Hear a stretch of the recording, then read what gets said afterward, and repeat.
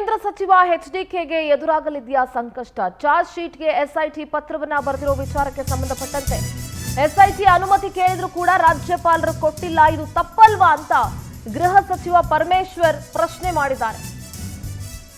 Charge sheet ಹಾಕೋದಕ್ಕೆ SIT ಪತ್ರ ಬರೆದಿರುವಂತಹ ವಿಚಾರಕ್ಕೆ ಎಸ್ಐಟಿ ಅವರು ಪರ್ಮಿಷನ್ ಕೇಳಿದ್ರು ಕೊಡದೇ ಇರೋದು ರಾಜ್ಯಪಾಲರ ತಪ್ಪಲ್ವಾ ಅಂತ ಹೇಳಿ ಪರಮೇಶ್ವರ್ ಪ್ರಶ್ನೆ ಮಾಡಿದ್ದಾರೆ. ಅಸ್ತಿತ್ವದಲ್ಲಿಲ್ಲದ ಗಣಿ ಕಂಪನಿಗೆ ಅನುಮತಿ ಕೊಟ್ಟಿದ್ದಾರೆ.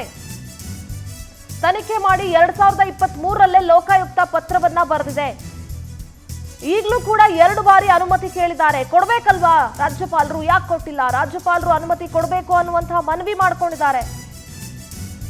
ಅದಾದ್ರೂ ಕೂಡ ಕೊಡದೇ ಇರೋದು ತಪ್ಪಲ್ವಾ ಅಂತ ಬೆಂಗಳೂರಿನಲ್ಲಿ ಗೃಹ ಸಚಿವ ಪರಮೇಶ್ವರ್ ಪ್ರತಿಕ್ರಿಯೆಯನ್ನ ಕೊಟ್ಟಿದ್ದಾರೆ.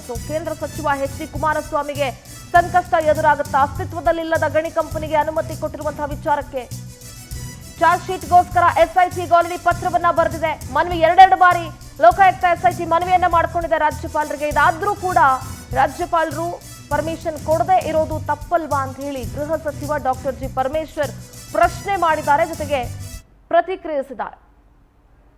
ಮಾಡಿದ್ದೇವೆ.